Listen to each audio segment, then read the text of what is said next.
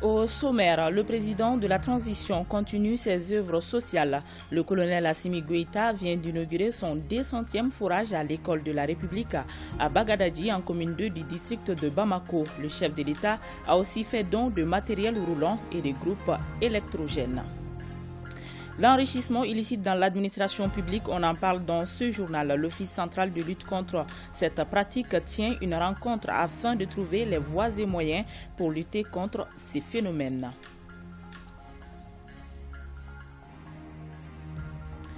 Mesdames et messieurs, bonjour et bienvenue dans ce 13h. Je le disais à l'instant, le président de la transition a procédé hier à l'inauguration de son 200e forage à l'école de la République à Bagadadji, en commune 2 du district de Bamako. Le colonel Assimi Goïta a aussi fait don de matériel roulant et de groupes électrogènes. Cette cérémonie de remise se situe dans le cadre de l'an 1 du président de la transition.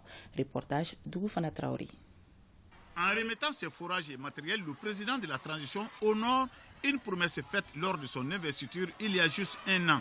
Le 200e forage se dresse majestueusement dans la cour de l'école fondamentale de la République à l'entrée dans le quartier de Bagadadji en commune 2 du district de Bamako, juste derrière l'Assemblée nationale. C'est un forage qui a une hauteur de 20 mètres. Son château d'eau a une capacité de 20 mètres cubes et son débit est de 12 mètres cubes par heure. Sa profondeur est de 143 mètres.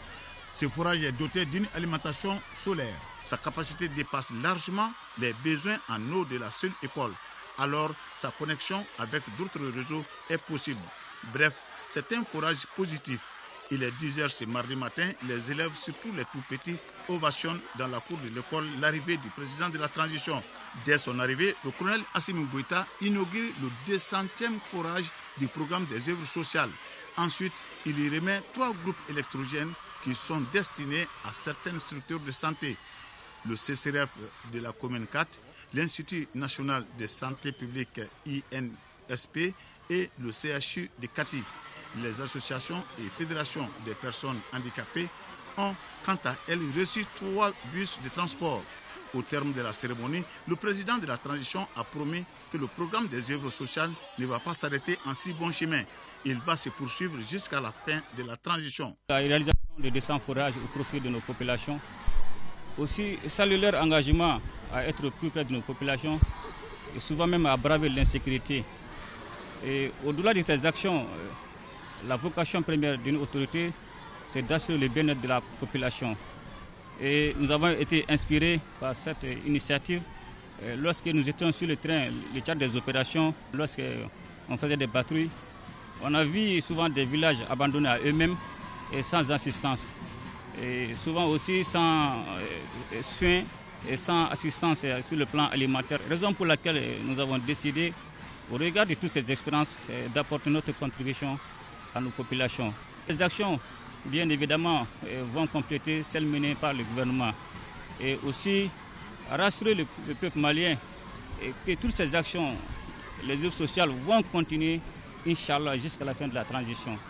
A rappelé que le coup d'envoi de l'inauguration des œuvres sociales du président de la transition a lieu le 1er juillet 2021 à Sonafi Koulouba, en commune 3 du district de Bamako. Ces œuvres sont financées par les fonds de souveraineté du président de la transition qui a décidé d'y consacrer 2 tiers de ces fonds. Atelier de validation de l'étude sur les techniques de l'enrichissement illicite dans l'administration publique. L'objectif de la rencontre est d'identifier les techniques de l'enrichissement illicite et déterminer son amplitude dans nos administrations afin d'élaborer une cartographie des techniques identifiées. L'atelier est organisé par l'Office central de lutte contre cette pratique. Compte rendu, Valentin Roger Diallo. Le fléau de la corruption et de l'enrichissement illicite fait l'objet de débats et de controverses au regard de son caractère variable et complexe, selon l'OCLEI, Office central de lutte contre l'enrichissement illicite. L'Office s'est donc donné comme tâche d'effectuer ou de faire effectuer des études périodiques afin de savoir davantage et de capitaliser les techniques et les méthodes de l'enrichissement illicite. Le présent atelier porte justement sur la validation d'une étude sur ces techniques au sein de l'administration publique malienne. L'étude vise à identifier les techniques de l'enrichissement illicite dans l'administration publique au Mali, de déterminer l'amplitude des techniques et des moyens d'enrichissement illicite. Enfin, d'élaborer une cartographie sectorielle et régionale des dites techniques. L'OCLEI est chargé d'une mission de prévention du phénomène de l'enrichissement illicite. Et cette prévention a plusieurs dimensions. La première dimension est celle de la communication, de l'information, de la sensibilisation pour contribuer à une éducation des masses populaires, des agents de l'État, toute personne concourant à l'action et à la chose publique. La seconde dimension de la prévention consiste à appuyer les services de l'État pour, avec les services, identifier leurs procédures internes, ensemble identifier les failles et les risques de corruption et de toute autre atteinte à la probité, et ensemble avec les services élaborer des plans d'action. L'OCLEI fonde beaucoup d'espoir sur la validation de cette étude. Son président attend donc des participants des contributions de qualité afin que le rapport qui en sera issu soit décisif pour améliorer la gouvernance dans notre pays. Le projet Humanité et Inclusion a tenu hier la première session de son comité de pilotage. Le programme d'activité et le budget se chiffrent à plus de 65 milliards de francs CFA. Ce projet vise à lutter contre l'insécurité dans plusieurs régions et du district de Bamako. Reportage Fanta Mamanientao. Cette réunion inaugurale du comité de pilotage du programme de développement d'urgence vise à appuyer les communautés et institutions locales dans la prévention des conflits et le renforcement de la cohésion sociale. Les acteurs du projet se retrouvent à Bamako pour faire le plan de mise en œuvre 2020-2024 à travers cette première session de son comité de pilotage. On a tenu cet atelier parce qu'on est sur un programme d'urgence qui est mis en œuvre au Mali depuis 2 ans maintenant, qui est mis en œuvre par 4 consortia et qui nous semblait important de se poser, d'avoir un moment de travail avec les services de l'État malien, avec le bailleur et avec l'ensemble des opérateurs pour faire le point sur l'avancée de la mise en œuvre des activités et des enjeux que connaissent les différentes zones d'intervention et surtout les difficultés rencontrées par les populations. Le projet, entièrement financé par l'Union européenne à plus de 105 milliards de francs CFA, porte assistance à la population malienne à lutter contre la crise économique et sociale.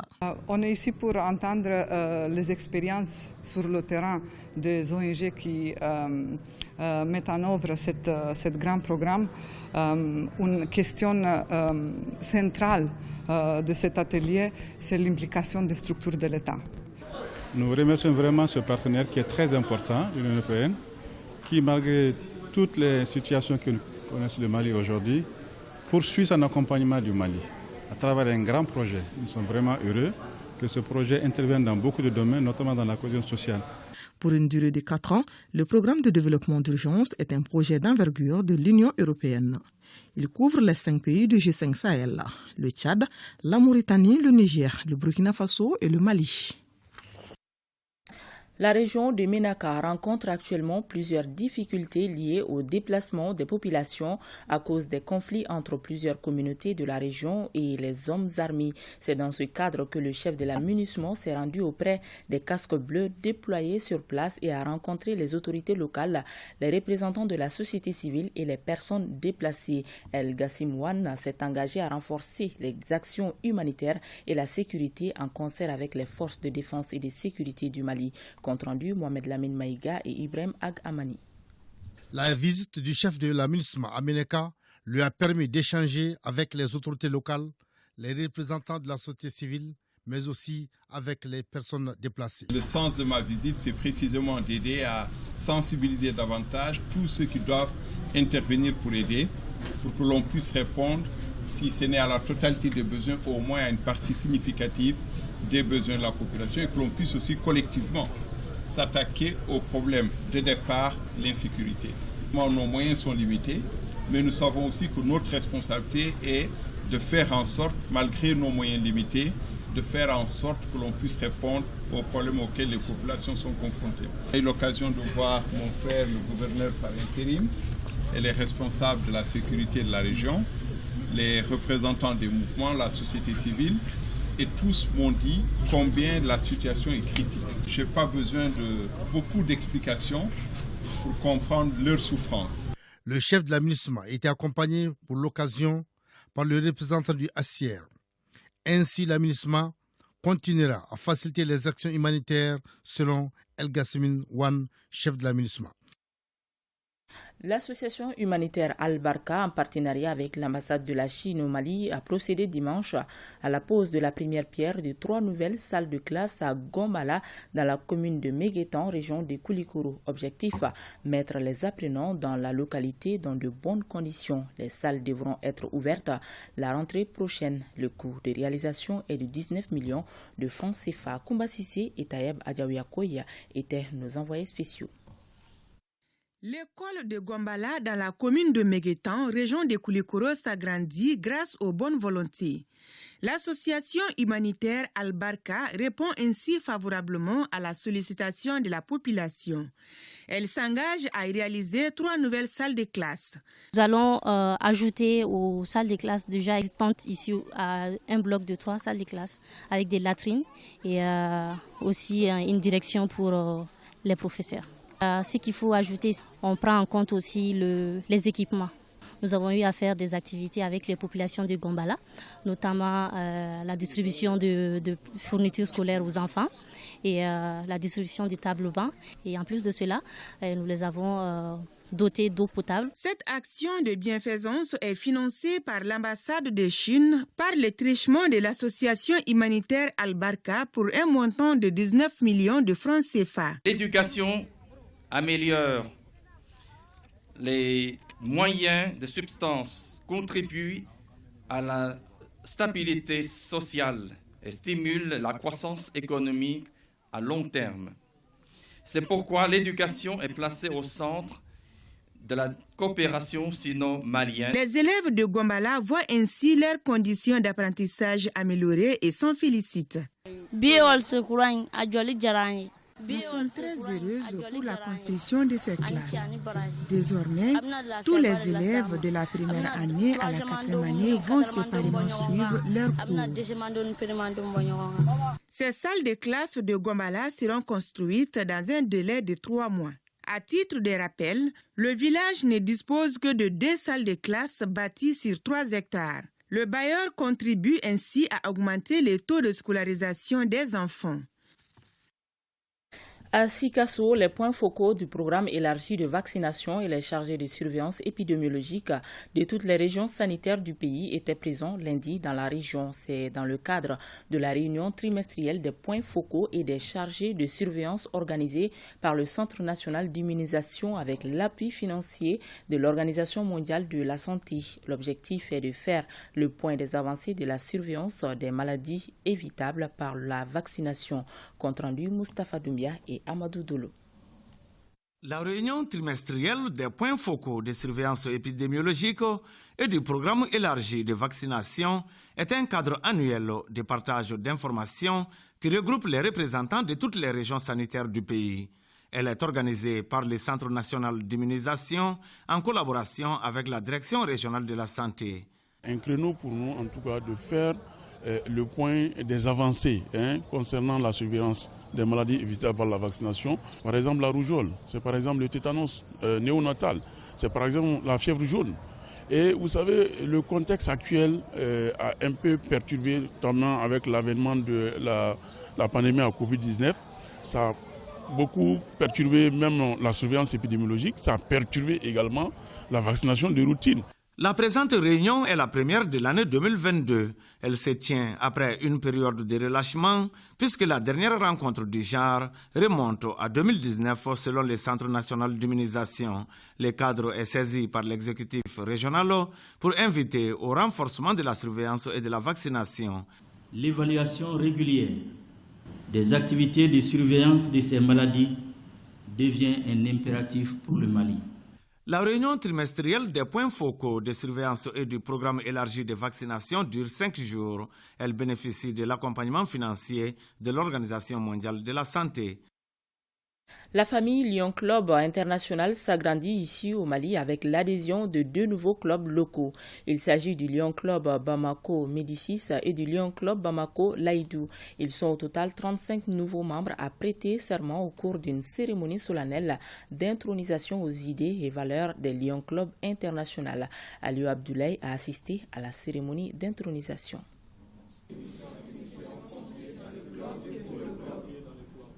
Cette prestation de serment marque ainsi l'intronisation de 2 nouveaux clubs locaux au Lions Club International Mali, à savoir Lions Club Bamako Médici et Lions Club Bamako Laïdou.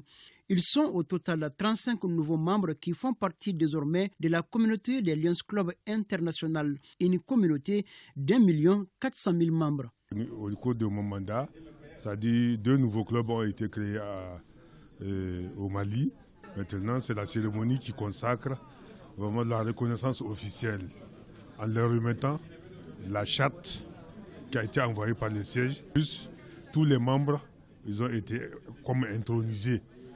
Les officiels, le président, le secrétaire, ils ont été aussi nommés dans leurs fonctions, mais aussi intronisés dans leurs fonctions de président ou secrétaire. L'humanitaire, c'est la raison d'être des Lions Club. La cérémonie qui marque le début d'une nouvelle aventure fixe quelques objectifs à atteindre par les Lions. Aujourd'hui, nous sommes en train de tourner autour de 5 causes mondiales, c'est-à-dire qui sont la cécité, la malnutrition, l'environnement, le cancer infantile et le diabète. Donc, faire des projets qui rentrent dans ce cadre-ci. L'apposition des insignes à chaque nouveau membre du club, accompagnée par la remise des statuts et règlements intérieurs des Lions Club, ont mis fin à la cérémonie d'intronisation. La 4e édition de la journée culturelle de l'association Master Speak, dénommée Festiculte, a eu lieu samedi au Palais de la Culture. Cette journée a pour objectif de faire la promotion de la culture malienne à travers des sketchs et conférences débats. Souleymane Sidibé. L'association Master Speak tient sa journée culturelle dénommée Festiculte, 4e édition. Une journée qui vise à promouvoir la culture malienne dans son ensemble.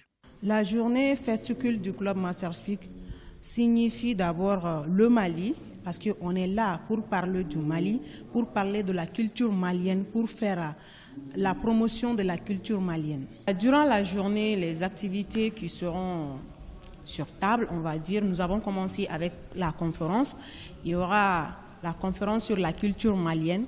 Il y aura aussi une conférence sur la culture indienne. Cette édition 2022 célèbre également l'amitié Mali-Inde, d'où le parrainage de l'ambassadeur de la République de l'Inde au Mali. Well, I have been meeting the youth of Master Speak for some time. Qu'ils travaillent et collaborent avec cette organisation Master Speak, que c'est des jeunes qui font la promotion du dialogue au niveau des jeunes. Et les dialogues, ça amène l'amitié. Et l'Inde aussi a beaucoup de ressemblances en ce qui concerne la culture avec le Mali. L'association Master Speak évolue dans la communication orale. Elle forme les jeunes gens dans la prise de parole en public. En première région, le réseau des caisses d'épargne et de crédit Mali-Niassigisso se porte bien. C'est ce qui ressort de la 14e Assemblée générale annuelle de la Caisse Niassigisso de Caille tenue samedi dernier dans la salle de la Chambre de commerce et d'industrie de la région. Compte rendu, Moriba Keïta.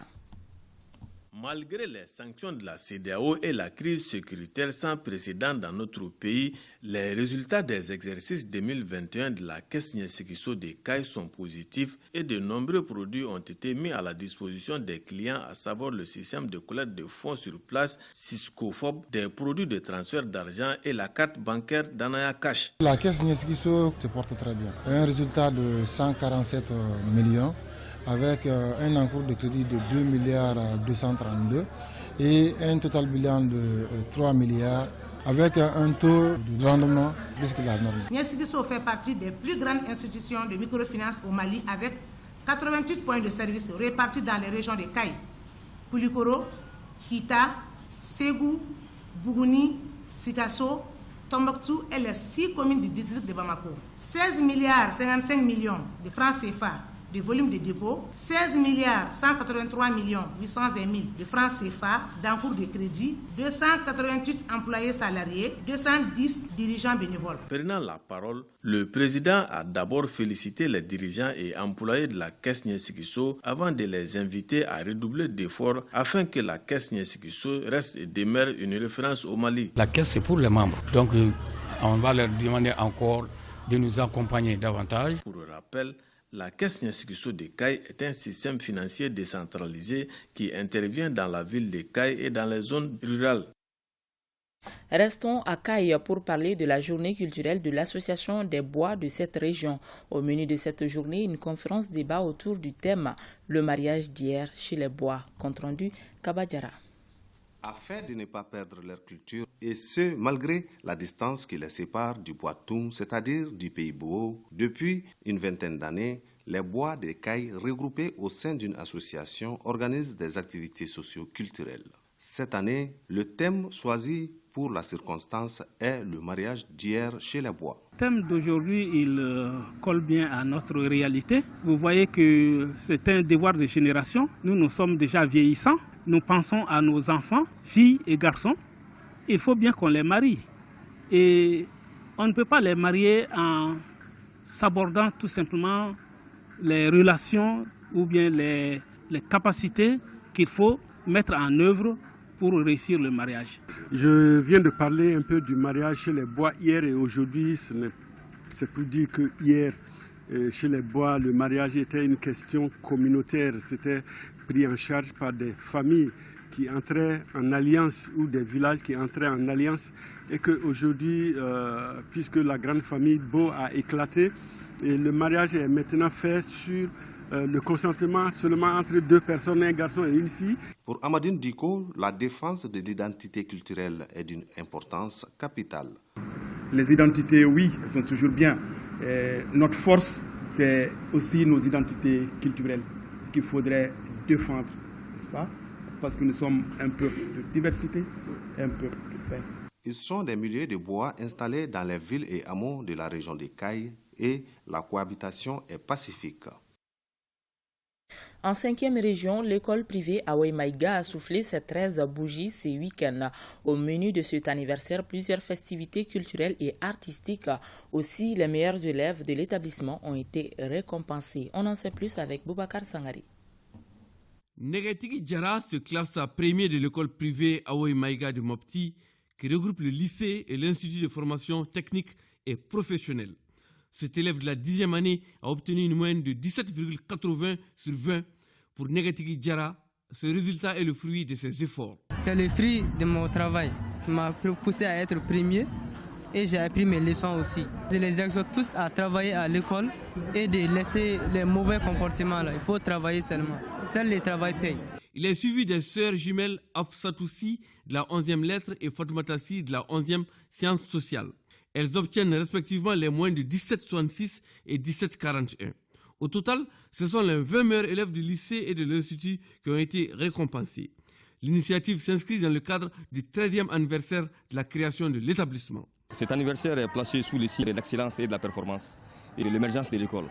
Donc cette école a commencé avec un effectif de moins de 100 élèves. Aujourd'hui, nous avons un effectif de plus de 1000 élèves inscrits. Je voudrais rendre un vibrant hommage à notre regretté promoteur, M. Habibou Soufara. Plusieurs autres activités ont meublé cette journée anniversaire. Il s'agit entre autres du concours de lecture, du slam et de la chorégraphie. Et c'est ce qu'il fallait retenir de cette édition. Merci de l'avoir suivi. À demain, s'il plaît à Dieu.